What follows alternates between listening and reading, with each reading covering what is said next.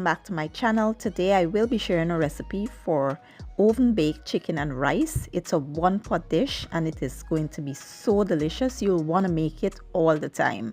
To get started, here I have my chicken already seasoned and I'll show you guys how I did it in just a second. I'll be using some melted butter. I have a seasoned puree here that I made. I'll show you guys how I did it also. It's to season the rice.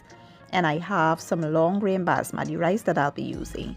I also have some chicken broth, and for the seasonings I'll be using complete seasoning, mushroom seasoning, seasoned salt, chicken bouillon, and black pepper.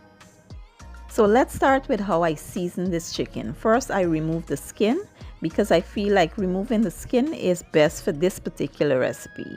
And I washed up in some lemon juice. I also will be using some garlic and onion powder, paprika, complete seasoning, chicken bouillon, seasoned salt, all-purpose seasoning, black pepper, chili powder, and I have some Italian seasoning. I use Italian seasoning because it's a mixture of herbs, and instead of using the herbs individually, the Italian seasonings works great. I also have some corn oil. Next, you want to combine all of your seasonings, and then we will add the oil, mixing really well until it's nicely combined. Then we will generously coat our chicken, massaging it with this mixture. You know, the oil helps to keep the chicken moist, and it also helps to give the chicken a nice color. You know, once the chicken starts to bake and you want that nice golden brown color, the oil helps with that.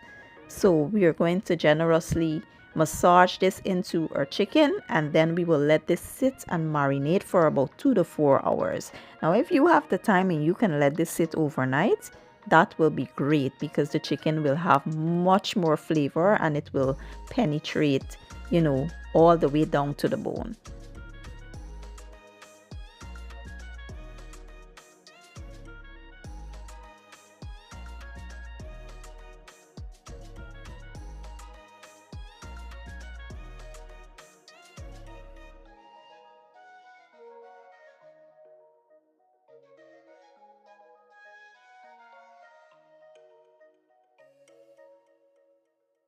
Now let's create the puree that we'll use to season the rice. Here I have some garlic, onions, bell peppers, I have scallions and thyme.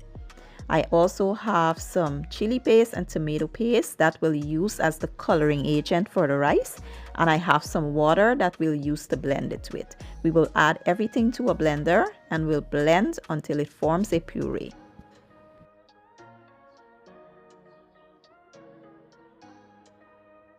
Now let's assemble everything. Here I have a 9 by 13 baking dish, and we will now add our chicken broth, and we will add our butter. We will also add that puree that we made, and we will add our seasonings. We will mix until it's well combined.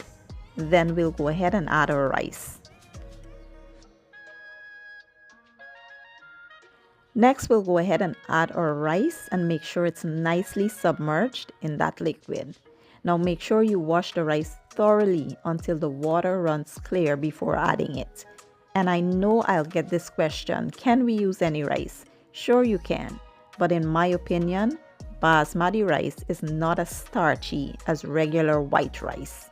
So it makes for a more fluffy, loose rice at the end of the recipe. But sure, you can use whatever rice you want to use.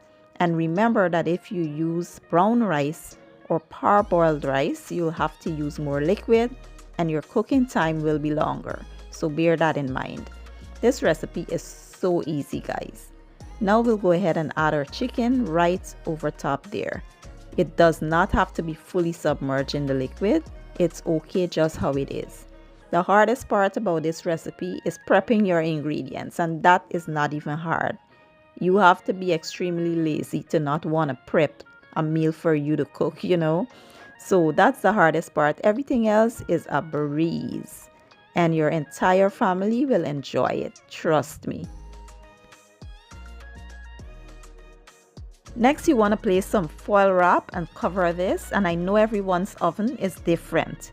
So my oven, it's not as high, and I will set it to 375, but if you have an extremely high oven that burns quick, you can do 355 and cook this for 1 hour.